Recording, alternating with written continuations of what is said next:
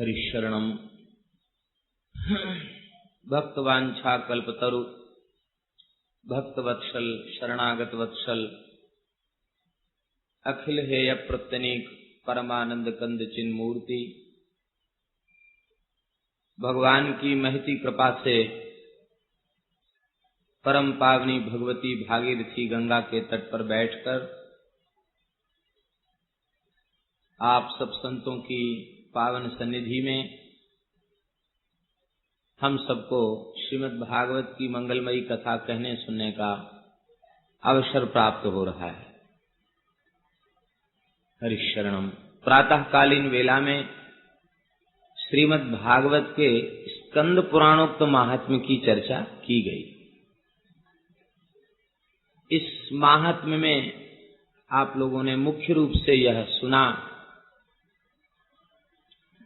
कि श्री उद्धव जी महाराज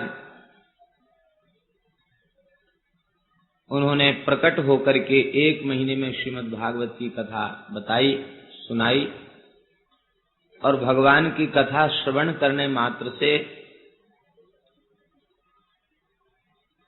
समस्त श्रोताओं का प्रवेश, भगवान की रानियों का प्रवेश भगवान की नित्य लीला में हो गया। तात्पर्य ये हुआ कि भगवान की कथा वह भगवान की नित्य लीला में प्रवेश दिलाने वाली है। भगवान की 2 प्रकार की लीलाएं आप लोगों ने सुनी।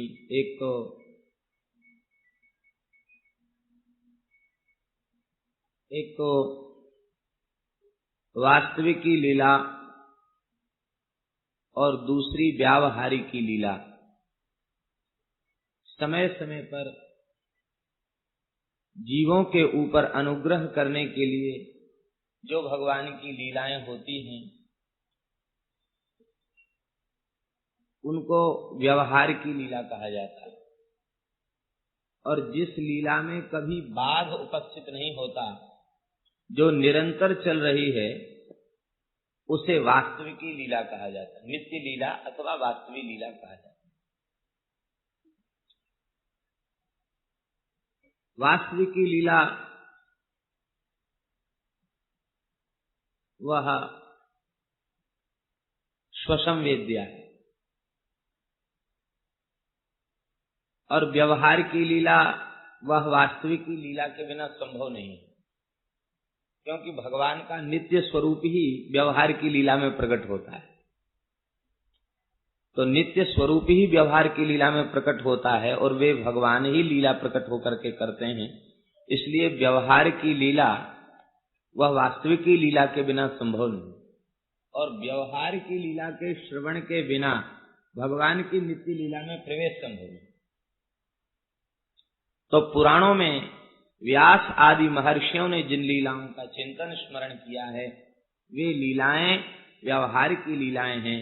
अर्थात जब जब समय पर भगवान मत्स्य, कच्छप, वराह, नृसिंह, श्री रामकृष्ण आदि रूपों में भगवान जब जब पृथ्वी पर अवतार लेते हैं और अवतार लेकर के भगवान लीला चरित्रों का विस्तार करते हैं, उन चरित्रों को कह सुन करके भगवान की दिव्य कृपा करुणा का बोध हम सबको होता है और भगवान हमारे अपने हैं यह भाव दृढ़ होता है। और जब तन्मयता पूर्ण हम भगवान का चिंतन करते हैं, तो तन्मयता पूर्ण चिंतन करते करते करते करते अंत में भगवान की उस दिव्य लीला में, नित्य लीला में हमारा प्रवेश हो जाता है, हमारा समावेश हो जाता है। यह भाव श्री वल्लभाचार्य जी को स्कंद पुराणोक्त महात्म्य का बहुत अच्छा लगा। इसलिए वल्लभाचार्य जी ने अपनी टीका में स्कंद पुराणोक्त महात्म्य के उद्धरण अधिक दिए, और आज भी वल्लभ कुल के जो निष्ठावान हैं वे इस महात्म्य को अधिक कहते हैं। हरिशरण। ऐसी भगवान की दिव्य लीला का श्रवण प्रातः काल की वेला में हम सबको हुआ। पद्म पुराण उक्त महात्म्य के मंगलाचरण की चर्चा की जा चुकी है। हरिशरणम। श्री सूत जी महाराज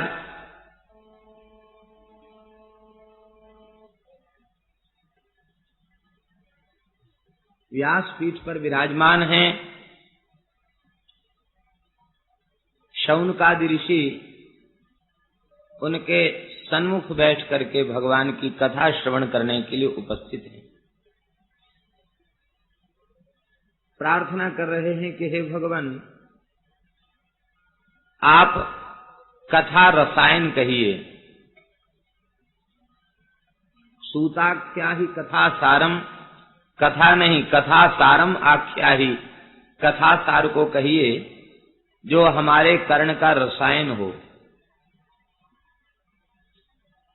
विक्षेप रहित होकर के कथा श्रवण करें तो बहुत अच्छा होगा, क्योंकि विक्षेप होने से श्रोता वक्ता दोनों को भी कुछ न कुछ विक्षेप तो होता ही है। इसलिए जो भी व्यवहार है उस व्यवहार को समाप्त कर दें और फिर कथा सुने। जो लोग मोबाइल लेकर के बैठे हैं वे अपने मोबाइलों को बंद कर दें, ये अच्छा होगा।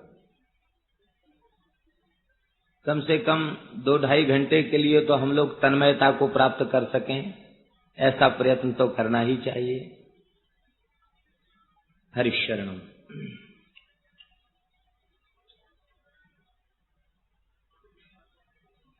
भगवान की कथा को रसायन कहा गया। चिकित्सा में काष्ठ चिकित्सा, भस्म चिकित्सा, रस चिकित्सा, ये 3 प्रकार की चिकित्साएं प्रसिद्ध हैं। उनमें रस चिकित्सा को श्रेष्ठ माना गया। तो ये कथा श्रवण करना ये रस चिकित्सा है, ये भवरोग के लिए रसायन है। तो आप कृपा करके इस रसौषधि को दें, कृपा करके आप रसौषधि को प्रदान करें। ज्ञान भक्ति वैराग्य कैसे बढ़े, विवेक कैसे जागृत हो और माया मोह का अभाव कैसे हो, वैष्णव कैसे माया मोह से मुक्त होकर के ज्ञान वैराग्य भक्ति को प्राप्त करें और उनको महान विवेक प्राप्त हो। महान विवेक क्या है? उमा कहूं मैं अनुभव अपना, सतहरि भजन जगत सब सपना, ये महान विवेक है। ये विवेक कैसे प्राप्त हो? इस कलिकाल में जीव आसुर भाव को प्राप्त हो गए।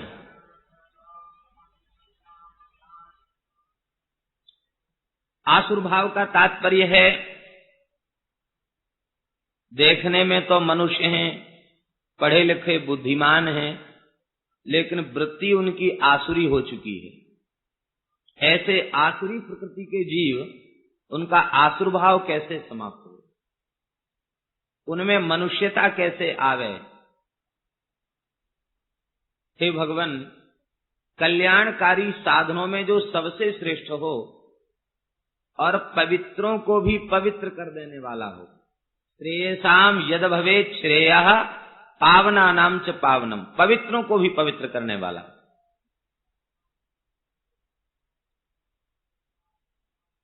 आप लोग कहेंगे कि पवित्रों को पवित्र करना क्या हुआ?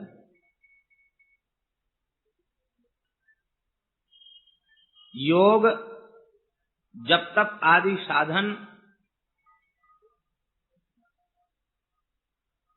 पावनानां च पावनम का तात्पर्य क्या है? जो पवित्र हो चुके हैं उनको पवित्र बनाना। वे तो स्वयं ही पवित्र हैं, पवित्रों को पवित्र बनाने का, पवित्रों को पवित्र क्या बनाना? भक्ति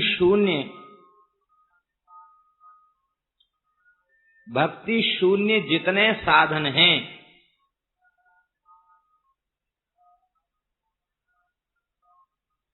कोई बात नहीं, गंगा जी का पूजन संभवतः चल रहा है, चलने दो, शांति से हम लोग सुने।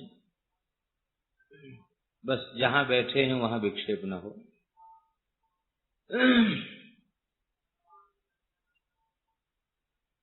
भगवान की भक्ति को छोड़कर जितने साधन हैं वे कथनचित जीव को पवित्र भी कर दें तो भी वह जीव सदा के लिए पवित्र हो गया फिर कभी अपावनता आवेगी नहीं, ये विश्वास पूर्वक नहीं कहा जा सकता।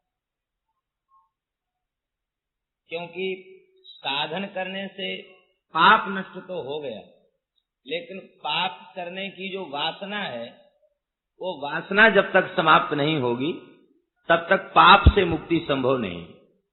और वासना कैसे समाप्त हो? वासना समाप्त होगी सत्संग करने से,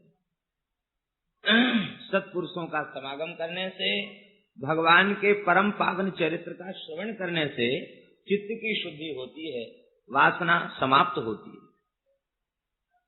तो भागवत की कथा क्या है? पवित्रों को पवित्र करने वाली है।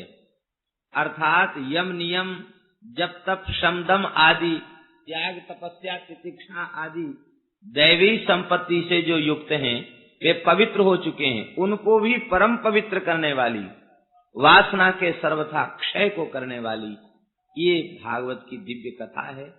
और श्री कृष्ण प्राप्ति का शाश्वत जो साधन हो, उस साधन को आप बताएं। चिंतामणि संसार का सुख देने में समर्थ है, स्वर्ग का नहीं।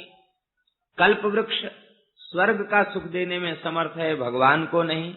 लेकिन संत सद्गुरुदेव कृपा करें तो वे भगवान को भी प्रदान कर देते हैं, ऐसी उनकी महिमा है। तो आप कृपा करके हमें भगवान के चरित्र को सुनावें, भगवान के चरित्र को कृपा करके सुनावें।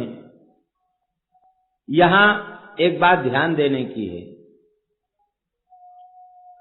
88,000 ऋषियों के साथ शौनक जी विराजमान हैं और सूत जी वक्ता के रूप में विराजमान हैं। वे उन ऋषियों के कोई गुरु नहीं है, लेकिन शौनक जी उनकी स्तुति गुरु रूप में कर रहे हैं। इसका तात्पर्य है कि गुरु कहते किसको हैं? जो भगवान की बात बतावे, जो भगवान की ओर ले जाए, जो भगवान की प्राप्ति के पथ को बतावे, उसे गुरु कहते हैं। तो सूत जी भगवत चरित्र सुना करके सबको भगवान के सन्मुख करने वाले हैं, इसलिए वे 88,000 तपःपूत ऋषि भी कहते हैं कि आप जैसे गुरुदेव संत तो भगवान को प्रदान कर देते हैं, ऐसी आपकी महिमा है। सूत जी प्रसन्न हो गए हैं और प्रसन्न होकर के कहा, श्री कृष्ण को परम संतुष्ट करने वाला जो दिव्य साधन है, भगवत कथा श्रवण रूप साधन है, उसका मैं तुम्हें निरूपण करूंगा। तुम भगवान की कथा को सुनो, लेकिन तदहम ते विधास्यामि सावधानतया शृणु। सावधान होकर के सुनो। सावधान होकर इसलिए सुनो क्योंकि प्रमादेन हतम श्रुतम, प्रमाद पूर्वक सुना हुआ विषय नष्ट हो जाता है। गुरुजन सरल से सरल तरीके से हमें कोई चीज पढ़ावें और पढ़ने वाला ही प्रमाद में बैठा है तो उसे क्या उपलब्ध होगा? श्रवण करने वाला प्रमाद में है तो उसे कुछ भी उपलब्धि नहीं होगी। प्रमाद शून्य होकर के बैठे। इसका तात्पर्य है जब हम भगवत चरित्र श्रवण करने के लिए बैठे तो केवल भगवान का ही चरित्र श्रवण करें, अन्य ओर हमारी वृत्ति न जावे। काल रूपी सर्प के भय से बचाने के लिए श्री सुखदेव जी ने श्रीमद् भागवत रूपी गारुड़ी विद्या को प्रकट किया है। ये गारुड़ मंत्र हैं, इनके श्रवण मात्र से काल रूपी व्याल भाग जाता है। चित्त की शुद्धि का भागवत की कथा श्रवण से बढ़कर श्रेष्ठ कोई उपाय नहीं है। जन्म जन्मांतर में कोई विशिष्ट पुण्य हो जाए तो कथा श्रवण करने का अवसर प्राप्त होता है। श्री सुखदेव जी महाराज निवृत्ति निरत महापुरुष हैं, परमहंस चक्र चूड़ामणि हैं, सर्वथा निरपेक्ष हैं। उन्हें किसी राजा महाराजा से कोई प्रयोजन नहीं है, कुछ चाहिए नहीं, सर्वथा निरपेक्ष हैं। परीक्षित को कथा सुना रहे हैं, इसमें मूल कारण है परीक्षित की मुमुक्षा, मुक्त होने की अभिलाषा, परीक्षित का वैराग्य, परीक्षित की पात्रता ही इसमें मुख्य है। और उनकी पात्रता की परीक्षा कितने प्रकार से करते हैं ये देखिए। देवता अमृत का कलश लेकर के सामने उपस्थित हो गए और मध्य में अमृत का कलश रख दिया और हाथ जोड़कर प्रार्थना करने लगे, कथा सुधाम प्रयच्छस्व गृहीत्वैव सुधाम इमाम। इस अमृत को तो आप कृपा करके ले लीजिए, इसे परीक्षित को पिला दीजिए और कथा रूपी सुधा हमें दे दीजिए। भगवान की कथा श्रवण करने के सब अधिकारी हैं। आचांडाल पर्यंत समस्त जगत भगवान के चरित्र के श्रवण का अधिकारी है। लेकिन देवताओं को सुखदेव जी ने अनधिकारी समझा। क्यों समझा? क्योंकि उनमें श्रोता का लक्षण नहीं था, वे व्यवसायी थे। इसका तात्पर्य है कथा के व्यवसायी न कहने के अधिकारी हैं न सुनने के अधिकारी हैं। वो कथा का सौदा करने आए थे। कथा सुधाम प्रयच्छस्व, कथा आप दीजिए हमको, कथा रूपी अमृत का पान कराइए। कैसे? कहते गृहीत्वैव सुधाम इमाम, इस अमृत के कलश को ले लीजिए और कथा सुधा पिला दीजिए। सुखदेव जी समझ गए कि ये श्रोता नहीं है, ये तो सौदागर है, ये सौदाबाजी करना चाहते हैं। उन्होंने परीक्षित की ओर दृष्टिपात किया। परीक्षित के चित्त में कहीं यह इच्छा तो नहीं है कि चलो ठीक है अमृत पीकर अमर हो जाएंगे, यह इच्छा तो कहीं नहीं है। लेकिन धन्य है परीक्षित का पूर्ण वैराग्य। उस अमृत के कलश को देखकर उनके मन में हो रहा था कि अरे हम तो प्रेम से कथा सुन रहे थे, ये घड़ा लेके ये लोग क्यों आ गए, बीच कथा में विक्षेप क्यों कर दिया, ये विक्षेप की निवृत्ति जल्दी हो ये ठीक है, यही वे विचार कर रहे थे। परीक्षित शब्द का अर्थ क्या है? संस्कृतज्ञ लोग जानते हैं, इत होकर के परीक्षित बना, भूत अर्थ में है। इसका तात्पर्य है परीक्षा जिसकी की जा चुकी हो, जिसकी परीक्षा ली जा चुकी हो, जो परीक्षा में उत्तीर्ण हो चुका हो, उसे परीक्षित कहते हैं। सुखदेव जी ने परीक्षा लेकर के यह देख लिया कि वस्तुतः परीक्षित कथा श्रवण के अधिकारी हैं। अमृत के प्रति उनका लालच नहीं है, कथा श्रवण के प्रति उनका लालच है, इसलिए वे कथा श्रवण के अधिकारी हैं। फटकार दिया सुखदेव जी ने देवताओं को, कहां कांच का टुकड़ा और कहां दिव्य मणि। मणि और कांच के टुकड़े में कभी बराबरी हो सकती है क्या? कभी संभव नहीं। इस कथामृत के समक्ष तुम्हारा स्वर्ग का दिव्य अमृत कांच के टुकड़े के समान तुच्छ है, उसकी कोई महिमा नहीं है। लेकिन आप लोग यह मत समझ लेना कि अमृत की कोई महिमा नहीं है। क्यों? क्योंकि अमृत की प्राप्ति में बहुत उद्योग करना पड़ा। और महाभारत में वर्णन है, गुरु जी अमृत लेने गए हैं तो कितनी सुरक्षा में अमृत है। स्वर्ग में बड़ी भारी सुरक्षा में अमृत रखा हुआ है और उस अमृत को देवताओं तक पहुंचाने में भगवान को बड़ा श्रम करना पड़ा। रावण और कंस को मारने में उतना श्रम नहीं करना पड़ा, एक ही अवतार लेना पड़ा। और अमृत के लिए भगवान को 4 अवतार लेने पड़े। पहले अजित अवतार, मदराचल को उठा करके रखा। दूसरा धन्वंतरी अवतार, कच्छप अवतार। तीसरा धन्वंतरी अवतार और चौथा अमृत पिलाने के लिए मोहिनी अवतार। 4 अवतार लेने पड़े, तब देवताओं को अमृत पान करने का अवसर मिला। और वह अमृत भी कथा के रस के आगे कांच के टुकड़े के समान है, अतिशय तुच्छ है। अब हम लोग विचार करें कि भगवान की कथा की कितनी महिमा है। इंद्र को दुर्लभ है कथा, देवताओं को दुर्लभ है कथा। जो कथा देवताओं को दुर्लभ है वह कथा हमें भगवान की कृपा से ही प्राप्त हुई। ये भगवान की अहेतु की कृपा है जो हमें भगवान की पवित्र कथा श्रवण करने का अवसर प्राप्त हो रहा है। जन्मांतरे भवेत पुण्यम तदा भागवतम लभेत। जन्म जन्मांतर में कोई विशिष्ट पुण्य होता है तो कथा श्रवण करने का अवसर प्राप्त होता है। देवता अमृत पी के अमर होते हैं, ये बात प्रसिद्ध है, लेकिन उनका अमरत्व भी एक निश्चित काल के लिए है, क्योंकि ब्रह्मा जी के एक दिन में 14 बार इंद्र बदल जाता है। एक दिन में 14 बार इंद्र बदल जाता है, एक दिन में 14 बार सप्तर्षि बदल जाते हैं, एक सहस्र चतुर्युगी एक दिन में बीत जाती ब्रह्मा जी के। तो अब बताओ वह अमृत, उसकी क्या महिमा हुई।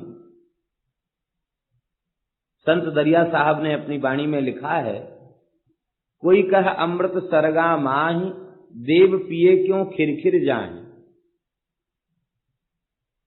कोई कह अमृत समुंदर माही, बडवा अनल क्यों सोखे ताही। कोई कह अमृत शशि में बास, घटे बड़े क्यों होवे नाश। अंत में कहते हैं सब अमृत बातों का बात, अमृत है संतन के पास।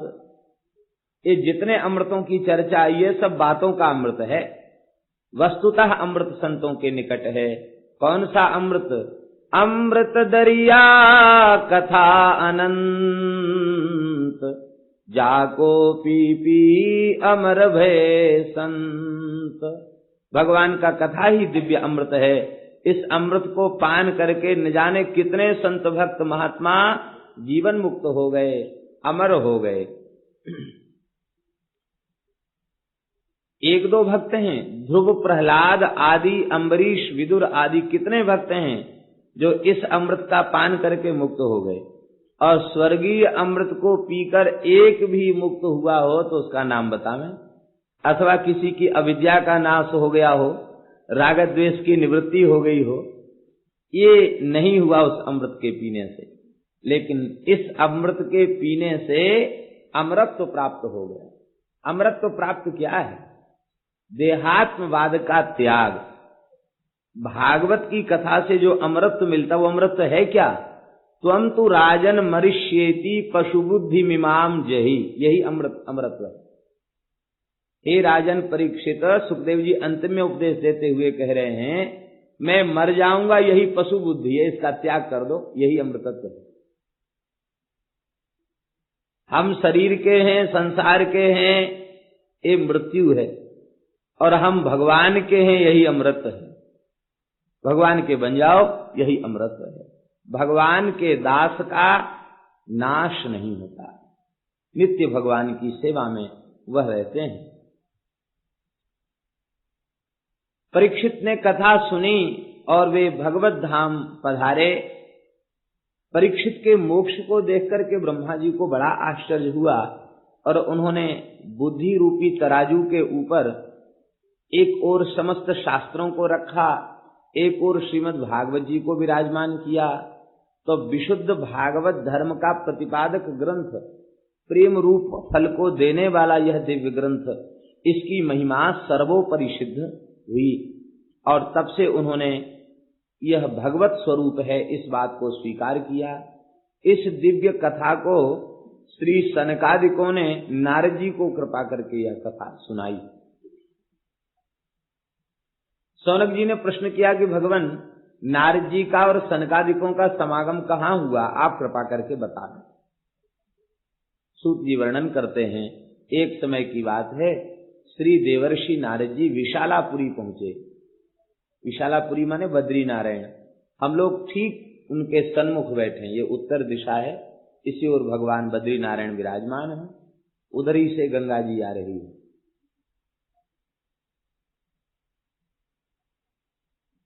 तो श्री बद्री नारायण भगवान के निकट पहुंचे। वहां उन्होंने क्या देखा कि 4 ब्रह्मर्षि सामने प्रकट हो गए, सनक, सनंदन, सनातन और सनत कुमार। ये महर्षि प्रकट हो गए। इनको देखकर नारद जी ने नमस्कार किया। नारद जी को देखकर इन महात्माओं ने पूछा कि हे देवर्षि नारद जी, आप अतिशय दुख और चिंता से व्याकुल क्यों हैं, और इतनी व्याकुलता से कहाँ दौड़े चले जा रहे हैं, और कहाँ से आप पधारे हैं। जैसे किसी लोभी पुरुष का धन नष्ट हो जाए और वह बिना धन के व्याकुल हो जाए, ऐसे ही आप व्याकुल दिखाई पड़ रहे हैं। यह व्याकुलता आपकी कोटि के महात्माओं के लिए उचित नहीं। तवेदम मुक्त संगस्य नोचितम वद कारणम। दुख होता किसको है? आसक्तिवान को दुख होता है, और जो आसक्ति शून्य है उसे काहे का दुख? आसक्ति शून्य को दुख नहीं होता।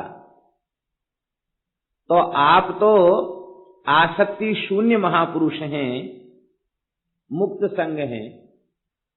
निर्माण मोहा जित संग दोषा अध्यात्म नित्या विनिवृत्त कामाः द्वंद्वैर विमुक्ताः सुख दुख संगैर गच्छन्त्य मूढ़ाः पद्मव्ययम् तत्।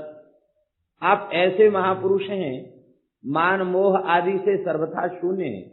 तो आप जैसा महात्मा दुखी हो यह उचित नहीं। संसार की किसी भी वस्तु को जिसने अपना मान रखा है वो उस वस्तु की प्राप्ति से प्रसन्न होगा, और जब वो वस्तु तो नाशवान है, जब नष्ट होगी तो उसे दुख होगा। लेकिन आप जैसे महात्मा दुखी हो जाएं तो ये तो बहुत बड़ा आश्चर्य है। आप क्यों दुखी हैं? नारद जी ने अपने दुख का कारण बताया। इसका तात्पर्य है कि संत यदि चिंतित, उदास और दुखी दिखाई पड़े तो हमें अपनी बुद्धि से उन संतों में यह आरोप नहीं करना चाहिए कि जैसे हम आसक्ति के रोग से ग्रस्त हैं ऐसे ही आसक्ति वाले ये महापुरुष भी हैं। उस समय हमें अनुभव करना चाहिए कि जरूर ये पर दुख कातरता का ही ये स्वरूप प्रकट हो रहा है।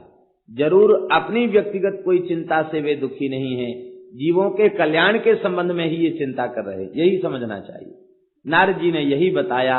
मैं पृथ्वी को सर्वोत्तम मान करके पृथ्वी पर गया और पुष्कर, प्रयाग, काशी, गोदावरी, हरिक्षेत्र, कुरुक्षेत्र, श्रीरंगम, सेतु बंधन आदि आदि समस्त तीर्थों में गया, लेकिन मन को संतुष्ट करने वाला कल्याणकारी साधन कहीं नहीं दिखाई पड़ा। उसका कारण क्या है? बोले कल्याणकारी साधन जितने हैं उन साधनों को उदर पूर्ति करने वालों ने अपनी उदर पूर्ति का साधन बना लिया। और जब वे ही साधन जो कल्याणकारी थे वे ही रोजी रोटी बन गए, उदर पूर्ति का साधन बन गए, तो किसी संत के चित्त में संतोष कैसे होगा? हमने कहीं संतोष नहीं देखा। सत्यम नास्ति, सत्य नहीं है, तपस्या नहीं है, शौच नहीं है, दया नहीं है, दान नहीं है, कुछ भी नहीं बचा। इसका तात्पर्य क्या? सर्वथा अभाव से नहीं। इसका तात्पर्य प्रायः प्रजा में इनका अभाव दिख रहा है। बीज रूप में तो सब सुरक्षित है, सब भी सुरक्षित है, दान भी सुरक्षित है, शौच भी सुरक्षित है बीज के रूप में, लेकिन प्रायः प्रजा में इसका अभाव देखा जा रहा है। ये संसार के लोग कैसे हो गए, वर्तमान युग के लोग कैसे हो गए? नारद जी कहते हैं ये उदरम भरी हो गए। उदरम भरी, इसमें कौन प्रत्यय हुआ? ऋणिक प्रत्यय हुआ है। और ऋणिक प्रत्यय जो होता है वह किस अर्थ में होता है? ताच्छिल्य अर्थ में होता है। इसका तात्पर्य क्या हुआ? इसका तात्पर्य हुआ कि कलयुगी जीवों का कोई धर्म नहीं बचा, एक ही शील, एक ही बात उनके व्यवहार में आ गई है, एक ही स्वभाव उनका बन चुका है कि पेट कैसे भरे, बस। अब उस उदर पूर्ति के लिए अधर्म भी करना पड़े तो उसको भी उनको संकोच नहीं है, हिचक नहीं है। सबने एक ही बात स्वीकार कर ली है, उदरम भरणो जीवा। सब जीवों का एक ही धर्म हो गया, पेट भरना। सब उदरम भरी हो गए। और ये बेचारे, ये बराकाह शब्द जो कहा है नारद जी ने, ये दयावश कहा है। बोले बेचारे क्या करें, ये पेट को ही सब कुछ मान बैठे। भगवान को इन्होंने कुछ भी नहीं माना। और यही कारण है कि इनका व्यवहार भी बहुत कपट से परिपूर्ण है। ये कूटभाषी हैं। बराकाह कूटभाषिणः। कूटभाषी शब्द का अर्थ होता है ये सीधा तो बोलना जानते ही नहीं, सदा पहेली ही बोलते हैं। जैसे पहेली कोई बोले तो पहेली को सुनकर के सद्य समझना कठिन होता है, बहुत बुद्धि लगावे तब पहेली समझ में आती है। ऐसे ही संसार के जीव ऐसे हो गए कि सीधा बोलना ही नहीं जानते, मन में कुछ और है, वाणी में कुछ और है और क्रिया कुछ और ही है। सज्जन असज्जन का लक्षण क्या है? बहुत लंबी चौड़ी व्याख्या नहीं है संत और संत की, बहुत सीधी सी बात है। मनस्येकम वचस्येकम कर्मण्येकम महात्मानाम। अब मनस्यन्यद वचस्यन्यद कर्मण्यन्यद दुरात्मनाम। मनवाणी क्रिया में एक रूपता जिनकी है वे महात्मा हैं, और मनवाणी क्रिया में जिनकी भिन्नता है, मन में कुछ और है, वाणी में कुछ और है, क्रिया कुछ और ही कर रहे हैं, वे सज्जन नहीं। तो संसार का आज स्वभाव हो गया है कि मन में उनके कुछ और है, वाणी में कुछ और है और क्रिया दूसरी प्रकार की। कूटभाषी हैं, ये सीधा बोलना नहीं जानते, पहले ही बोलना जानते हैं। इनमें भयंकर दोष आ चुके हैं। ऐसे ये बेचारे जीव कैसे पवित्र हों, आप कृपा करके बतावें। तो भगवान इन जीवों के इस दूषित स्वभाव को हमने देखा, सर्वत्र अशांति देखी, अधर्म देखा, तो मन उद्विग्न हो गया और मन में आए कि चलें श्रीधाम वृंदावन, जहां भगवान की नित्य लीला हुई है। तो जैसे ही वृंदावन में पहुंचे तो वहां जाकर बड़ी शांति चित्त को मिली और वहां एक आश्चर्य वहां भी देखा। क्या आश्चर्य देखा? बोले वहां आश्चर्य देखा कि एक देवी कुंज में विराजमान है और दो वृद्ध उनके समक्ष पड़े हुए और तमाम देवियां उस देवी की सेवा में उपस्थित हैं। तो नारद जी कहते हम कौतुक वसात वहां पहुंचे। क्यों पहुंचे? इसलिए पहुंचे कि हो सकता है वृंदावन धाम में कथा कीर्तन हो रहा होगा, लेकिन वहां जाके देखा कि दो वृद्ध पड़े हैं, युवती रो रही है। तब ये बात समझ में आ गई कि नहीं नहीं, यहाँ कथा कीर्तन नहीं हो रहा है, यहाँ तो कोई संसार की घटना घट गई है, ये वृद्ध पड़े हैं, ये रो रहे हैं। तो सहसा में वहां से चल दिया तो वह देवी उठकर खड़ी हुई और उसने कहा महात्मन कहाँ जा रहे हैं? भोवो साधो क्षणम तिष्ठ मच्चिंतामपि नाशय। हे महात्मन एक क्षण रुक जाइए और मेरी चिंता का नाश कीजिए। आपका दर्शन संपूर्ण पापों को निवृत्त करने वाला। साक्षात भक्ति महारानी है ये, और भक्ति महारानी को भी संत के दर्शन से शांति मिल रही है। ये आश्चर्य।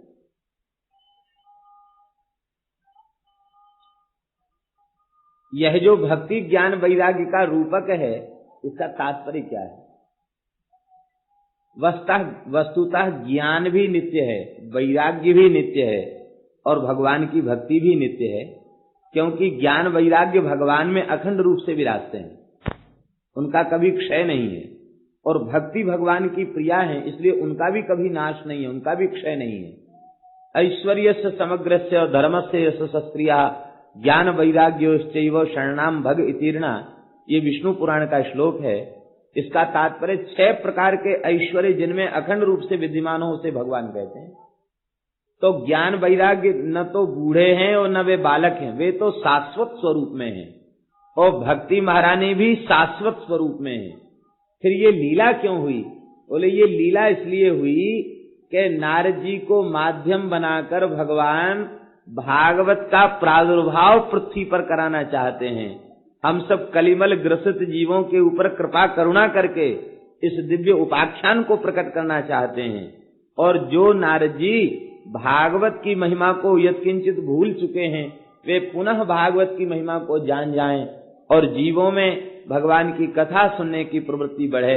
इसके लिए भगवान ने यह भक्ति महारानी का रूपक दिखा करके और यह लीला की और कथा रस का विस्तार किया। तो भक्ति महारानी भी नारद जी का दर्शन करके शांति का अनुभव करती है, सुख का अनुभव करती है। परिचय दिया, मैं भक्ति हूं और ये मेरे दोनों पुत्र ज्ञान वैराग्य हैं। ये देवियां जो मेरी सेवा में उपस्थित हैं, ये गंगा आदि नदियां ही मूर्तिमती होकर के हमारी सेवा में उपस्थित हो रही हैं। द्रविड़ देश में उत्पन्न हुई, कर्नाटक में मेरा विस्तार हुआ, कहीं कहीं महाराष्ट्र में मेरा विस्तार हुआ, लेकिन गुजरात में पहुंचकर मैं जीर्ण हो गई। गुर्जरे जीर्णतांगता। गुजरात वालों को दुख नहीं करना चाहिए कि गुजरे जीर्णतांगता कहकर के गुजरात को कुछ अपकृष्ट बता दिया, ऐसा मन में नहीं सोचना चाहिए। उसका कारण यह है, वस्तुतः गुजरात में ऐसी ही स्थिति थी, लेकिन अब ऐसी स्थिति नहीं है, इसलिए ग्लानि नहीं करनी चाहिए। अब स्थिति ऐसी इसलिए नहीं है क्योंकि श्री नरसी आदि संतों के भजन के प्रभाव से वह भूमि पवित्र हो गई। नरसी जी के पहले गुजरात की क्या दशा थी, श्री नाभा गोस्वामी जी ने अपने भक्तमाल ग्रंथ में वर्णन किया।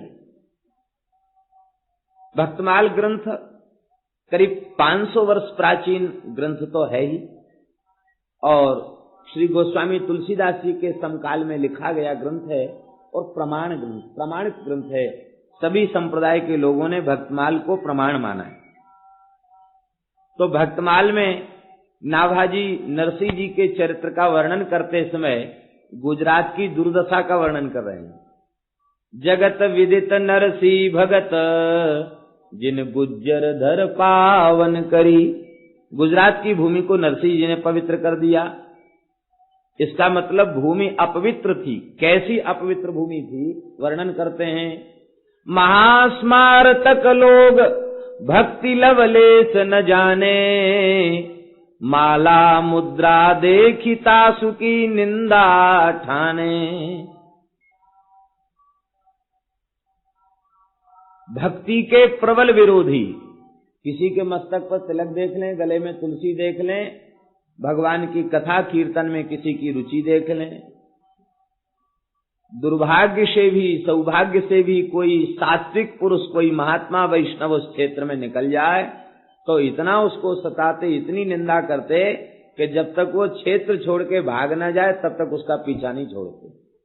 तासु की निंदा ठाने, ठाने का अर्थ है कि अपना काम छोड़ करके निंदा में लग जाते।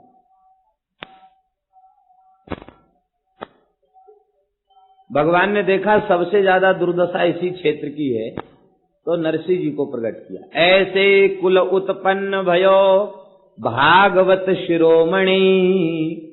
भागवतों के शिरोमणि श्री नरसी जी प्रकट हुए।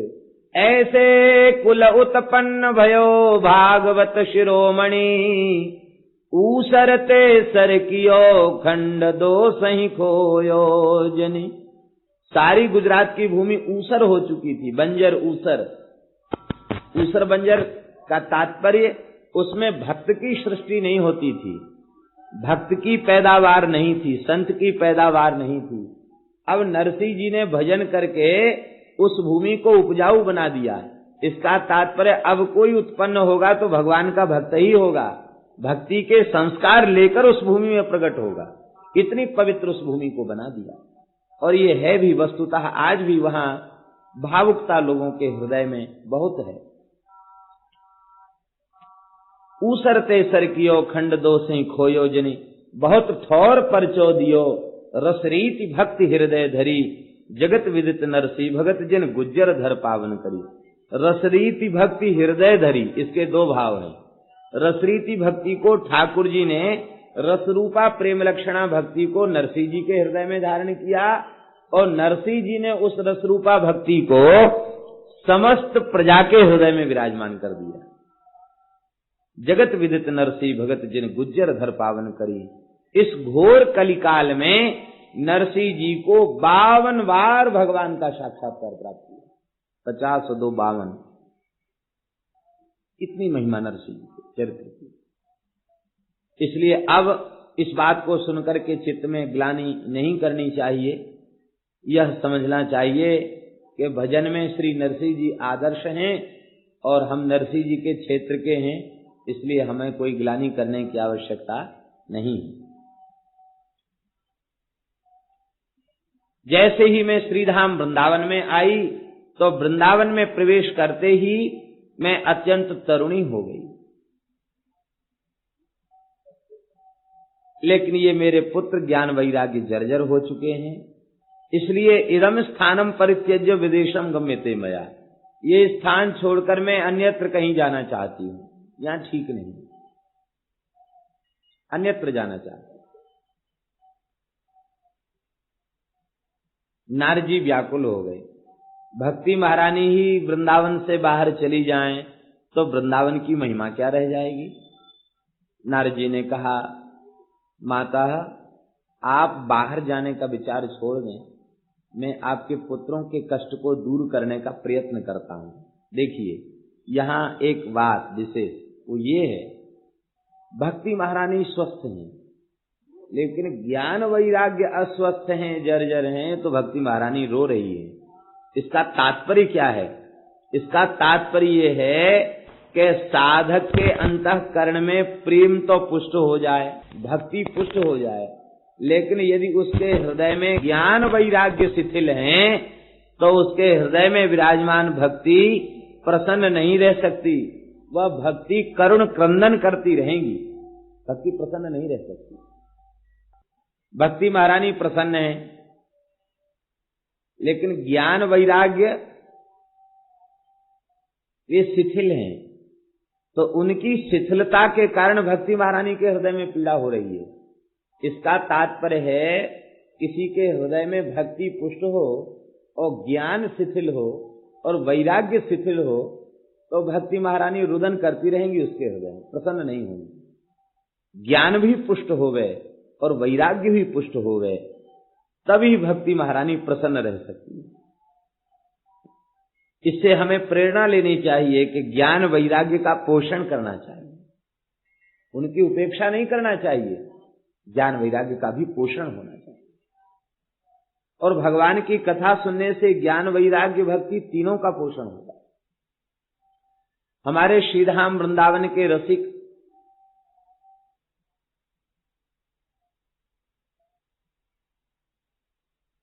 विशुद्ध रस रूपा प्रेम लक्षणा भक्ति में वे निरंतर सराबोर रहते, लेकिन उनके चित्त का वैराग्य और उनका उच्च कोटि का ज्ञान, वे दोनों कितनी पुष्ट अवस्था में थे, उनके चरित्र और उनकी वाणी और उनके सिद्धांत पक्ष को देखने से पता चलता है। इसका तात्पर्य है भक्ति जहां परिपुष्ट होगी वहां वैराग्य, वे केवल एक कौपीन और एक कंथा, एक गुदरी और एक करुआ, उसको लेकर उन्होंने अपना समग्र जीवन लताओं के नीचे व्यतीत कर दिया। अत्यंत तितिक्षा पूर्ण जीवन, उच्च कोटि की वैराग्य पूर्ण रहनी और उच्च कोटि का दिव्य ज्ञान, संसार के भोगों से सर्वथा वैराग्य, क्योंकि इसके बिना भगवान की भक्ति पुष्ट हो ही नहीं सकती। तो ज्ञान वैराग्य के कष्ट के कारण भक्ति दुखी है, इसका तात्पर्य है जो ज्ञान वैराग्य जिसके भीतर शिथिल हैं उसकी भक्ति प्रसन्न नहीं हो सकती। तो भगवान, हमने बहुत वेद वेदांत का उद्घोष किया, लेकिन इसके बाद भी जब ज्ञान वैराग्य की मूर्छा दूर नहीं हुई तो मैं चिंतित हो गया। आकाशवाणी हुई, हे नारद जी तुम चिंता मत करो, सब ठीक हो जाएगा। एतदर्थम तु सत्कर्म सुरर्षे त्वं समाचर तत्ते कर्माभिधास्यन्ति साधव साधुभूषणा। हे सुरर्षे, सत्कर्म का अनुष्ठान करो, तुम्हारा लक्ष्य सिद्ध होगा। सत्कर्म का अनुष्ठान करो। और सत्कर्म कौन बताएगा? कहते सत्कर्म बतावेंगे संत, साधव साधु बताएंगे सत्कर्म। कौन से साधु? कहते साधु भूषणा। साधु भूषण शब्द के दो अर्थ हैं, एक तो साधून भूषयंती, असौ साधु भूषणा भूषण। इसका तात्पर्य साधून भूषयंती, साधुओं को भी जो सुशोभित कर दें, अर्थात साधुता के लक्षणों से संपन्न महात्मा, ये साधु मंडली के आभूषण होते हैं। दूसरा अर्थ है साधुता ही जिनका आभूषण है, साधुता ही जिनका आभूषण है, ऐसे साधुभूषण महात्मा ही बताएंगे कि सत्कर्म क्या है। इसका तात्पर्य क्या है? इसका तात्पर्य यह है कि अपनी बुद्धि से निश्चित किया गया जो सिद्धांत है, जो साधन है, उसे सत्कर्म की श्रेणी में नहीं रखा गया। आचार्य जिसे कह दें, संत जिसे कह दें, उसे सत्कर्म कहा गया। शास्त्र जो है वो खारे समुद्र के समान है। शास्त्र खारे समुद्र के समान है, क्षार समुद्र के समान है, अपार जल राशि है, वो बड़ा स्वच्छ जल है समुद्र का, कचरा नहीं, क्योंकि कोई भी वस्तु अपने में रखता ही नहीं, समुद्र सब बाहर फेंक देता है, स्वच्छ जल रहता है समुद्र का। लेकिन वह अपार जल राशि भी किसी प्यासे की प्यास को बुझाने में समर्थ नहीं है। श्रद्धा पूर्वक 4-6 चुल्लू आचमन भी आपने कर लिया तो जब तक पेट से बाहर नहीं निकल जाएगा तब तक चैन नहीं मिलेगा। बार बार शौच की इच्छा होगी, स्नान बनाना पड़ेगा बार बार। ये ऐसा जल होता समुद्र का, खारा जल है।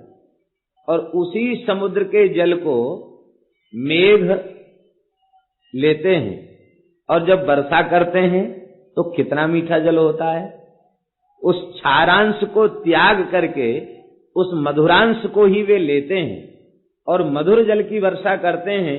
तो होई जलद जग जीवन दाता, वह जलद, वह बादल सबका जलदाता बन जाता है। तो ऐसे ही यह शास्त्र तो खारे समुद्र के समान है और ये संत महापुरुष ये बादल के समान है।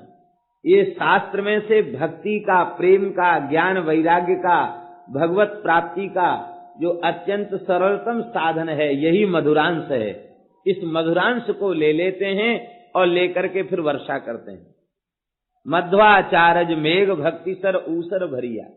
मध्वाचार्य जी के संबंध में नाभाजी ने लिखा है, ये भक्ति के मेघ थे, इन्होंने ऊसर को सर बना दिया और सब सूख रही सृष्टि को शराबोर कर दिया भगवत प्रेम में। मध्वाचार्य मेघ भक्ति सर ऊसर भरिया। इसका तात्पर्य है भगवान के भक्त वही मेघ हैं। हो सकता है हमारी बुद्धि ने जिसे निश्चय किया हो, हम कोई सर्वज्ञ तो है नहीं, तो हो सकता है हमारी बुद्धि का निश्चय अनुचित हो, गलत हो। इसलिए धर्म के संबंध में धर्मराज युधिष्ठिर ने क्या प्रमाण बताया? कह पंथा, मार्ग क्या है, किस मार्ग पर चलना चाहिए, यक्ष ने पूछा। तो युधिष्ठिर ने यही बताया, श्रुतयो विभिन्नाः स्मृतयोपि भिन्नाः नैको मुनिर्यस्य वचः प्रमाणम् धर्मस्य तत्वं निहितं गुहायाम महाजनो ये न गतस्थ पंथा। महत्पुरुष संतजन आचार्य जन जिस मार्ग पर चल करके गए हैं उस मार्ग पर चलना है, अपनी बुद्धि से निश्चय नहीं करना। अपनी बुद्धि से निश्चित किया गया सत्कर्म भी सत्कर्म नहीं हो सकता, और संत कह दें कि ये काम कर लो तो सत्कर्म होगा।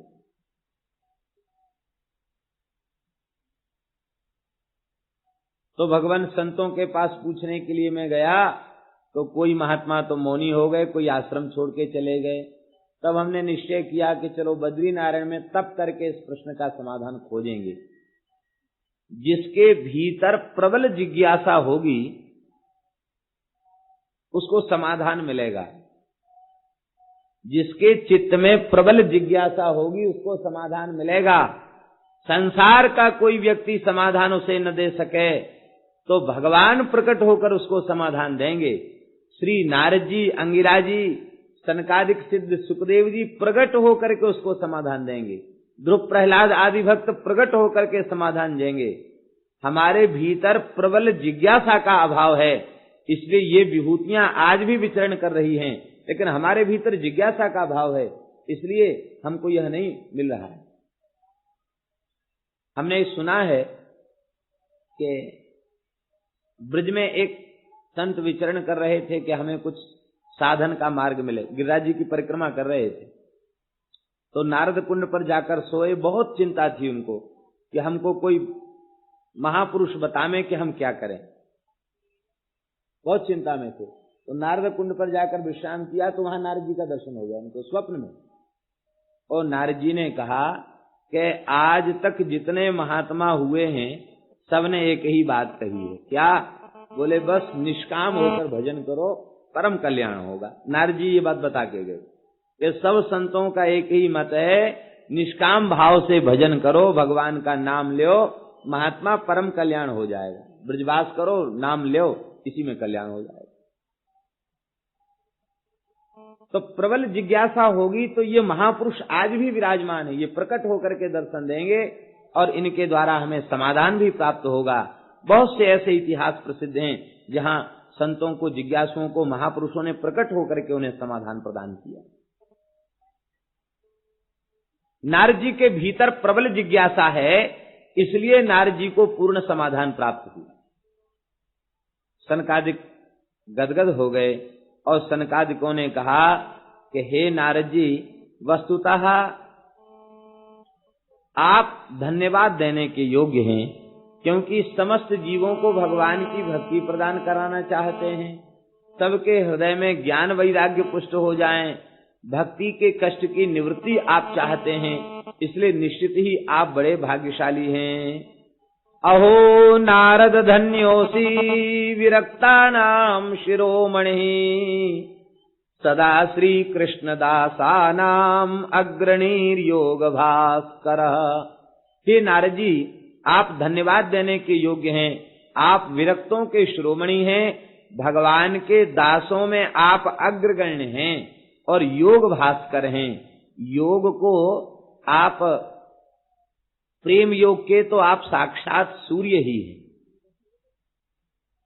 श्री कृष्ण के दासों में अग्रणी है। अग्रणी शब्द का अर्थ क्या होता? अग्रे नयति, आगे ले चलने वाला, अर्थात मुखिया हैं। ये जितने वैष्णव हैं सब आपका ही अनुगमन करते हैं, ये सब आपके ही पीछे चल करके ठाकुर जी के पथ पर जाते हैं। ऐसे आप महात्मा हैं। देखो, लोक परलोक की प्राप्ति तक, लौकिक पारलौकिक भोगों की प्राप्ति तक सीमित जो साधन हैं, उन साधनों का तो बहुत से ग्रंथों में बहुत मात्रा में वर्णन किया गया, प्रचुर मात्रा में उनको कहा गया। लेकिन भगवत प्राप्ति का जो पथ है वो छिपा हुआ है, और उस छिपे हुए पथ के जानकार महात्मा ही हैं। और वह पथ क्या है? कहते वह पथ है श्रीमद् भागवत की कथा का श्रवण। भागवत की कथा श्रवण करने से और भगवत प्राप्ति का पथ अत्यंत सरल हो जाता है, सहज हो जाता है, क्योंकि श्रीमद् भागवत के तो पद पद में भगवत प्राप्ति की ही बात विशेष रूप में कही गई है। द्रव्य यज्ञ, तपो यज्ञ, योग यज्ञ, स्वाध्याय यज्ञ, ज्ञान यज्ञ आदि जितने यज्ञ हैं, ये सब कर्म की ओर ही संकेत करने वाले हैं। और कर्म जो है वो क्षयिष्णु है, तो क्षयिष्णु कर्म के द्वारा जो वस्तु प्राप्त होगी वह अविनाशी नहीं हो सकती। विनाशी कर्म के द्वारा जो वस्तु प्राप्त होगी वो विनाशी ही होगी। तो ये केवल स्वर्गादि लोकों तक सीमित हैं, आगे इनकी गति नहीं है। और श्रीमद् भागवत ज्ञान यज्ञ जो है वह तो केवल भगवान के चरणों की प्राप्ति का ही साधन है। वह कर्म में और अन्य किसी साधन में अटकाने भटकाने वाला ग्रंथ भागवत नहीं है। वो सीधे सीधे भगवान के चरण कमलों की शरण में पहुंचाने वाला ग्रंथ है। इसलिए भागवत का श्रवण करें।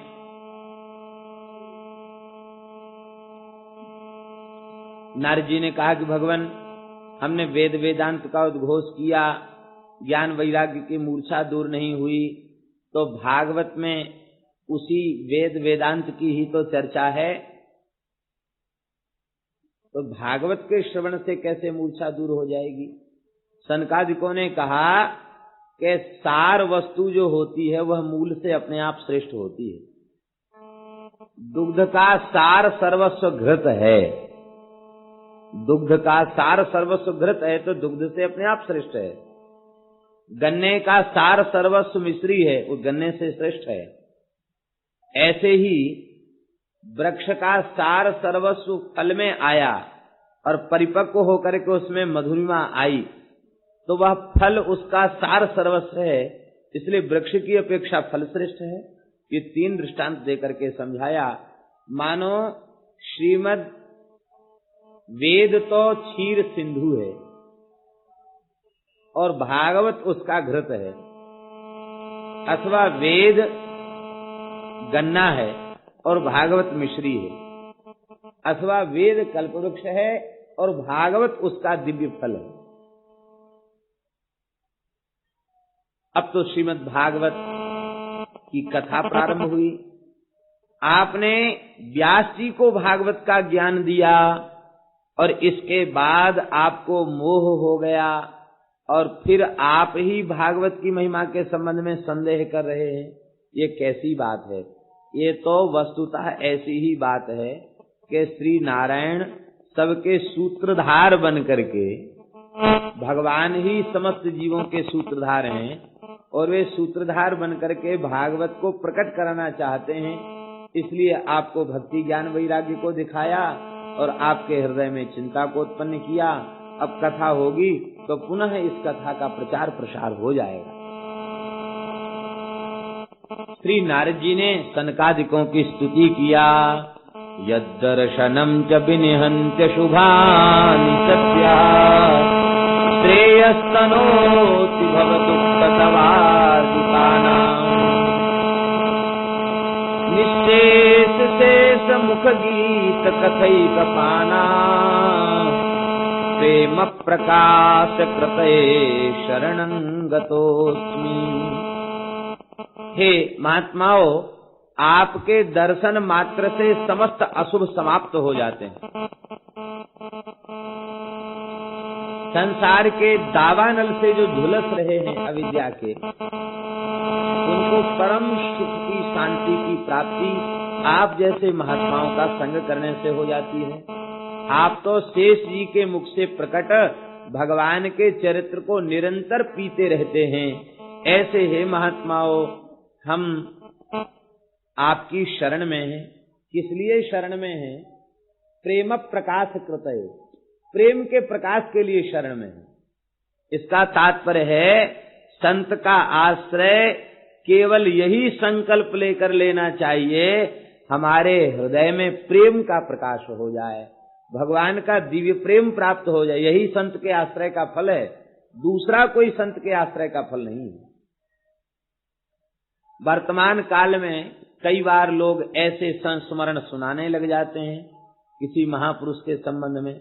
महाराज ऐसा था, ये चमत्कार हो गया, ये हो गया, हम बहुत गरीब थे, बहुत अमीर हो गए, हमारी नौकरी नहीं लगी थी, हमारी नौकरी लग गई। वो सब मिला उनको अपने प्रारब्ध के अनुरूप ही, और संत में श्रद्धा उनकी है, ये अच्छी बात है, और वे आस्तिक हैं, ये भी अच्छी बात है। लेकिन जिन वस्तुओं को पाकर के वे प्रमोदित हो रहे हैं, वस्तुतः संत की प्राप्ति का वह फल नहीं है। हमारा घर बन गया, मकान बन गया, नौकरी मिल गई, रुपया पैसा मिल गया, ये संत की प्राप्ति का फल नहीं है। संत की प्राप्ति का फल है प्रेम का प्रकाश। छाया सुख जाजल जन्नू आदि आदि बहुत से देवर्षि राजर्षि यहाँ पधारे और वेद इतिहास मंत्र तंत्र मूर्तिमान होकर के आए। 17 पुराण आए, 6 शास्त्र आए, 4 वेद उपस्थित हुए। इतना ही नहीं, पृथ्वी के समस्त तीर्थ उपस्थित भये। और इस भाव को सूरदास जी ने सूर सागर में कहा है, हरि हरि हरि हरि सुमिरन करो, हरि चरणार बिंद चित धरो, हरि की कथा हो ये नित जहां, गंगा हो चली आवे तहां, गोदावरी सरस्वती आवे, कावेरियो विलंब न लावे, सर्व तीर्थ को वासा तहां, सूर हरि कथा होवे जहां। धरती में इतने तीर्थ हैं तो कोई व्यक्ति निश्चय करे कि हम समस्त तीर्थों में जाकर दर्शन करेंगे, स्नान करेंगे, तो शायद संभव नहीं। कितने तीर्थ हैं। कथा तीर्थ की ऐसी महिमा है, जहां भगवान की कथा होती है समस्त तीर्थ वहां उपस्थित हो जाते हैं। हम सब लोग कथा मंडप में बैठे हैं और यहाँ तो वैसे भी गंगा की सन्निधि है, ये तो महान तीर्थ है। यहाँ तो समस्त तीर्थ विराजमान स्वाभाविक रूप से हैं। यहाँ बैठकर कथा सुनने में समस्त तीर्थों का अवगाहन हो गया, अब कोई तीर्थ बाकी नहीं बचा। ऐसी श्रीमद् भागवत की दिव्य महिमा है। अभी सनकादिक श्रीमद् भागवत के महात्म्य का ही वर्णन कर रहे थे। बहुत सुंदर महात्म्य का वर्णन किया गया। प्रातः काल आप लोग उन महात्म्य के वाक्यों को स्कंद पुराणोक्त महात्म्य श्रवण कर ही चुके हैं। यह श्रीमद् भागवत की दिव्य महिमा है। सदा सेव्या श्रीमद् भागवती कथा, यस्याः श्रवण मात्रेण हरिश्चित्तम समाश्रयेत्। इसके श्रवण मात्र से भगवान चित्त में विराजमान हो जाते हैं। संसार के समस्त शुभ कर्म इसकी 16वें अंश की बराबरी नहीं कर सकते। वाजपेयी, अश्वमेध आदि यज्ञ भी इसके 16वें अंश की बराबरी नहीं कर सकते। गंगा, गया, काशी, पुष्कर, प्रयाग, यह भी भगवान की कथा की समता नहीं कर सकते। ऐसी भागवत की दिव्य महिमा है, जिसके यहाँ भागवत विराजमान हैं, कहते उसके यहाँ साक्षात भगवान श्री हरि विराजमान हैं।